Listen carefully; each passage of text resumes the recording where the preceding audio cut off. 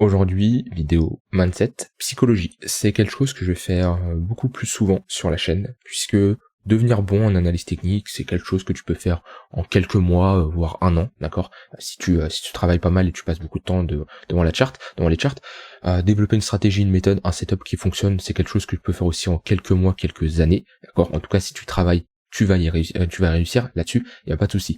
Un point où tu vas sûrement, et j'en suis sûr, tu vas galérer comme tout le monde, parce que tout le monde passe par là, et tout le monde galère là-dessus, que ça soit un trader débutant, expérimenté, on passe tous par là, c'est la psychologie, le mindset. C'est quelque chose où même quelqu'un qui a 5, 10, 15 ans d'expérience, il peut avoir des failles sur sa psychologie. Donc c'est toujours se remettre en question, et c'est beaucoup de gens vont abandonner à partir de ce moment-là parce que c'est quelque chose qui va pêcher, ils vont avoir de mauvais résultats parce qu'ils n'ont pas la bonne psychologie et la bonne approche, même si c'est de très bons très bons analystes tout simplement, ils savent analyser une charte, rentrer en position, mais ils n'ont pas la bonne psychologie. Donc on va se concentrer beaucoup plus là-dessus sur la chaîne.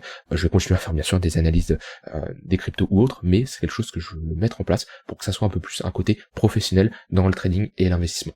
Aujourd'hui, on va voir un point très important en trading qui est, je pense que je vais surprendre pas mal de monde dans le sens où, voilà, on va parler d'un sujet en trading qui pose problème à certains. Beaucoup cherchent à avoir raison dans leur état d'esprit, dans leur mentalité. Leur objectif, c'est d'avoir raison. Or là, peut-être déjà, tu te dis, attends, qu'est-ce que tu me dis? Si j'ai raison, c'est que je gagne. Si je gagne, je fais de l'argent. Mais on s'en fout de ça. Ok? Ce qui compte, c'est pas ton résultat à court terme. Ce qui compte, c'est pas ton trade. Ce qui compte, c'est le processus que tu as suivi pour ton capital long terme. Un trader peut avoir raison une fois sur 10 et être gagnant. Alors ça, si je dis ça à un débutant, il va me dire, c'est pas possible. Le mec, il a 10% de réussite, il gagne un trade, il en perd 9, et il est gagnant.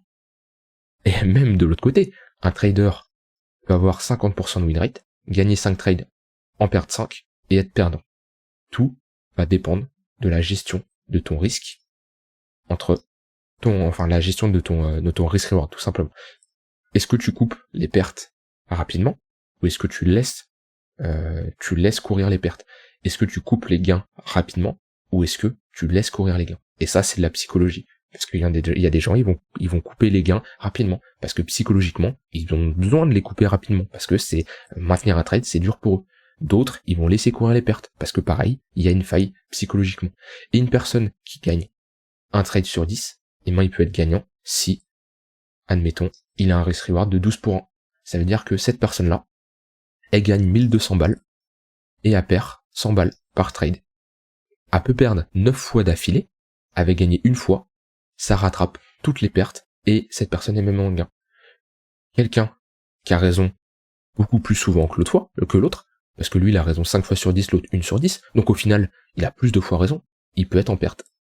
Tout simplement parce qu'il va avoir par exemple un risk reward de 1 point. Voilà, 50%, et avec les frais de trading, il va être perdant sur le long terme. Et c'est là où on voit vraiment la différence tout simplement entre une personne qui a presque jamais raison, tout simplement, une fois sur 10, ça peut être une fois sur 10, une fois sur 5, c'est un exemple, hein, mais qui peut être gagnant, alors qu'une personne peut avoir 6, 7, 8 fois sur 10, avoir raison, mais ne pas être rentable. Et ça, c'est un point qui est très important. On s'en fout d'avoir raison. C'est pas notre objectif. On s'en fout d'être le meilleur en analyse technique. On s'en fout de savoir anticiper le marché. Notre but, c'est pas d'anticiper le marché. Notre but, c'est pas de prédire là où il va se diriger. Notre objectif, c'est de prendre la meilleure décision pour notre capital long terme. En prenant en compte que notre position court terme, donc notre position de la journée, hein, notre trade de la journée ou notre 5 trades de la semaine, d'accord? On s'en fout, qu'elle soit gagnante ou perdante, parce que ça a aucune signification sur le long terme. Ça, c'est vraiment un point important. Alors quand je dis ton but n'est pas d'avoir raison, c'est le premier point, c'est sur combien de fois tu as raison sur 10, sur 100, etc. On s'en fout, parce que ce qui compte, c'est combien tu gagnes pour combien tu perds à chaque trade. Et ça, je vois beaucoup de gens, oui, t'as combien de win rate, oui, on s'en fout. Quelqu'un qui a, 100% de win rate, c'est pas possible, mais quelqu'un qui a 100%, il y en a, voilà, ils cherchent d'avoir 100% de win rate, 80% de win rate ou autre. Mais ça veut rien dire. Comme je dis, tu peux avoir raison 8 fois sur 10, mais être perdant si tu gagnes 10 et tu perds 100, tu vois. Sur le long terme, tu crames ton capital. Voilà, ça, c'était le premier point que je voulais aborder dans ton but n'est pas d'avoir raison. Le second point que je voulais aborder, c'est que tu peux avoir une bonne analyse, mais avoir des trades perdants. C'est pas parce que tu vas avoir une bonne analyse que ton trade va être gagnant. Je m'explique. On peut être ici, par exemple, dans un range, cassure de range, pullback. Ok. Tu te dis, ok, ici on sort d'un range, on a un pullback, je m'attends à une tendance haussière. T'as ta tendance haussière, donc est-ce que t'as raison? Oui, tu as raison. Le marché, ici t'as dit le marché allait monter, ok, le marché monte. Est-ce que c'est pour ça que tes trades sont gagnants? Ça veut rien dire, parce que ça se trouve, ta longue ici, tu t'es fait stop ici, puis ta longue, je sais pas moi, ici, et tu t'es fait stop ici. Ton analyse, elle est bonne, tes trades sont perdants. Or ça marche dans une tendance haussière, ça marche dans une tendance baissière, n'importe où. C'est pour te faire comprendre que tu peux avoir une bonne analyse, comme tu peux avoir bien sûr des trades perdants. C'est vraiment différent entre analyser et trader. Alors bien sûr, les deux sont complémentaires, hein, parce que quand tu trades, tu fais bien sûr une analyse au préalable, mais tu peux avoir raison dans ton analyse, mais avoir des trades perdants. Donc voilà, il peut y avoir, tu peux être un bon analyste et un mauvais trader. Et à l'inverse, hein, tu peux être aussi un mauvais analyste, mais un bon trader, dans le sens où tu vas avoir une configuration graphique qui va te donner une tendance baissière, d'accord? Toi, au vu de ce que tu as sous les yeux, etc., tu vas te dire, ok, pour moi, on a des chances d'avoir un prolongement de cette tendance baissière, donc c'est ton analyse, mais tu vas rentrer en longue, tu vas choper un bottom et avoir une tendance haussière. Au final, ton analyse, elle est pas bonne, parce que tu t'attendais à un prolongement de la tendance baissière, mais avec le marché, ce qu'il t'a donné, comme je dis souvent, on n'est pas dans le but de prédire, mais de réagir en fonction de ce qu'il nous donne, et moi, t'as cherché à longue. Au final, t'as été un mauvais analyste, parce que avec l'analyse fondamentale que t'as faite, la macro ou autre, bref, tu t'attendais à une poursuite de ta tendance baissière sur le marché, et au final, tu t'es adapté, et t'as tradé en longue. Au final, t'as été un mauvais analyste, mais un bon trader. Donc voilà, c'était vraiment globalement ce que je voulais te montrer. Par exemple, si je reprends le BTC, hop. Si je reprends un exemple, que j'avais fait une vidéo, donc dans la vidéo que je te parlais, on était ici.